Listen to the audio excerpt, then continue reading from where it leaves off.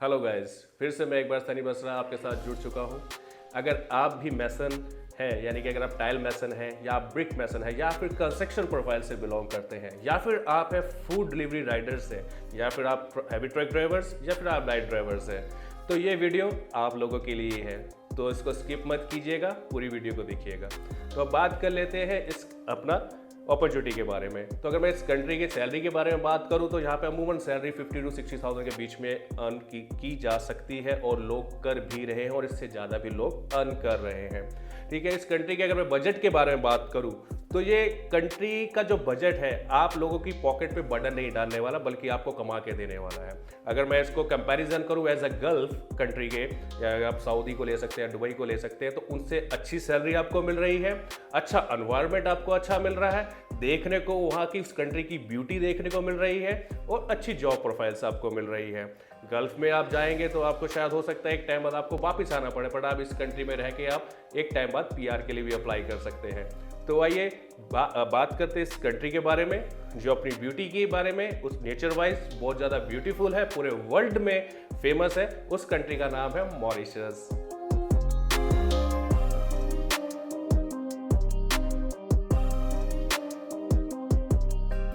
आइए बात कर लेते हैं मॉरिशस के बारे में, जो कि ईस्ट साउथ अफ्रीका का एक आइलैंड है जो 2000 किलोमीटर वर्ग में फैला हुआ है, जहाँ पे 75% इंडियंस हैं। बहुत सारे लोगों का रहता है कि उनको रहता है कि कोई लैंग्वेज को लेके कोई प्रॉब्लम तो नहीं होने वाला। बहुत सारे लोग बोलते हैं मेरे को इंग्लिश नहीं आता, मेरे को अपना ये नहीं आता, मैं इस लैंग्वेज में कंफर्टेबल नहीं हूँ। बट हाँ, मॉरिशस आपके लिए ही बना है। 75% यहाँ पर इंडियंस है। आपको इमिग्रेशन पे भी इंडियन मिलते हैं, जहाँ पे वो हिंदी में आपसे बात करते हैं। जो कि वहाँ की लोकेलिटी है, लोकल पीपल्स हैं, वो भी आपसे हिंदी में बात करते हैं। यहाँ पे 75% इंडियंस यानी कि हिंदी बोली जाती है।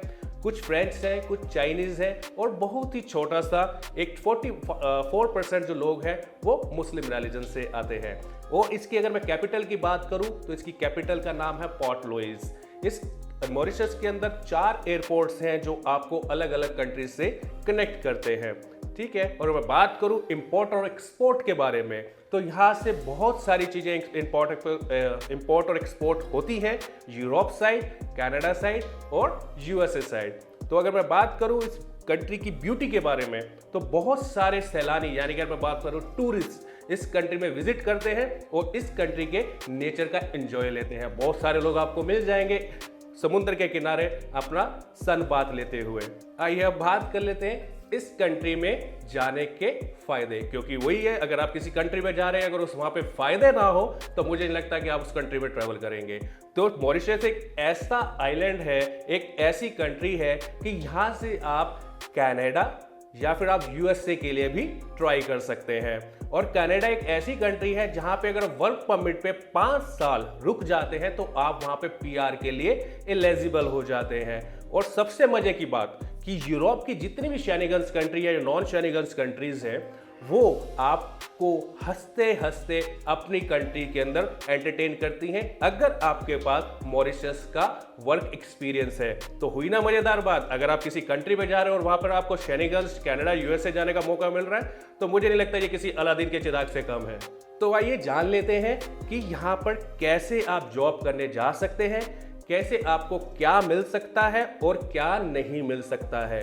तो आइए बात करते हैं पहली बार जो अपना चीजें होती हैं ओपी। बहुत सारे लोगों को लेके ये एक मिथ रहता है या फिर एक बहुत कंफ्यूजन रहता है कि ओपी क्या है। तो मैं बात कर लूँ ओपी के बारे में। ये है ऑक्यूपेशन परमिट, जो मॉरिशस गवर्नमेंट उन लोगों को देती है जो अपने प्रोफेशनल के दम पे वहां पे उस ओपी को, ऑक्यूपेशन परमिट को अप्लाई करते हैं। जैसे कि आपने बहुत सारे लोगों को सुना होगा, कनाडा में आप पीआर अप्लाई करते हैं। पीआर कैसे अप्लाई होती है? अगर आप डॉक्टरी लाइन से आते हैं, आपने एमकॉम किया है, आपने एमबीए किया है, या फिर आप डॉक्टर्स हैं या आप लॉयर हैं, ठीक है, किसी भी अच्छे प्रोफाइल्स में है, तब आप पीआर के लिए वहां पे कनाडा में अप्लाई करते हैं। सेम उसी तरीके से आप मॉरिशस में एज अ प्रोफेशनल प्रोफाइल आप ओपी के लिए अप्लाई कर सकते हैं और मॉरिशस गवर्नमेंट आपको ओपी अलाउ करती है।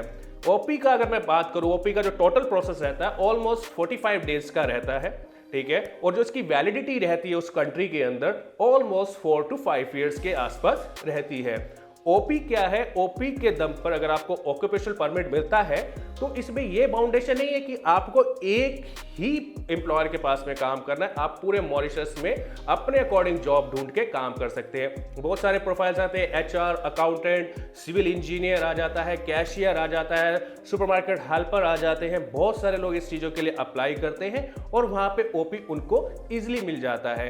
बात कर लेते हैं कि ओपी के लिए आपको कौन से डॉक्यूमेंट्स की रिक्वायरमेंट्स है। तो सबसे पहले आपके पास होना चाहिए एक बैचलर डिग्री, वो डिग्री जो कि आप किसी भी अपना कॉलेज की मान्यता प्राप्त डिग्री हो। दूसरी चीज क्या चाहिए आपको? पीसीसी। पीसीसी कौन सी? पासपोर्ट वाली। और जो तीसरा डॉक्यूमेंट चाहिए आपको ओपी अप्लाई करने के लिए, आपका वैलिड बर्थ सर्टिफिकेट।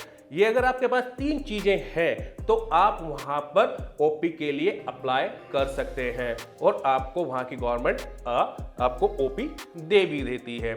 और दूसरी चीज आपको बात करूं, बहुत सारे लोग अपना फेक डॉक्यूमेंट्स यानी कि बहुत सारी फेक डिग्रीज बना देते हैं। देन वो बहुत सारे सोचते हैं कि हम ये लगा देंगे तो वो चीजें कर देंगे। बट अगर मैं बात करूं मॉरिशस के बारे में तो ऐसी कुछ इंटरपोल, वहां पे कुछ एजेंसीज हैं जो आपके डॉक्यूमेंट्स को वेरीफाइड करती हैं। अगर आपका डॉक्यूमेंट सही है, वैलिड है, तो वो आपको ओपी देती है। अगर वैलिड नहीं है तो वो आपका ओपी रिजेक्ट कर देती हैं। देन क्या होता है, फिर आपको उस कंट्री से वापस आना पड़ता है और ओपी आप इंडिया से भी अप्लाई कर सकते हैं। तो बोथ ऑफ कंडीशंस है। आप इंडिया से अप्लाई करेंगे तो 45 डेज लगेगा और अगर वहां पे जाके आप मॉरिशस में जाके ओपी अप्लाई करेंगे तब भी आपको 45 to 50 डेज लगेंगे। अब बात कर लेते हैं वर्क परमिट के बारे में। वर्क परमिट एक ऐसी चीज है जो आपको एक एम्प्लॉयर के पास लेके जाती है, जो आपको उसके पास 2 साल, 3 साल, 4 साल काम करवाती है। देन आप उसके पास ही वर्क करते हैं, वही आपको उतनी सैलरी देता है, आपके बीच में एग्रीमेंट्स होते हैं।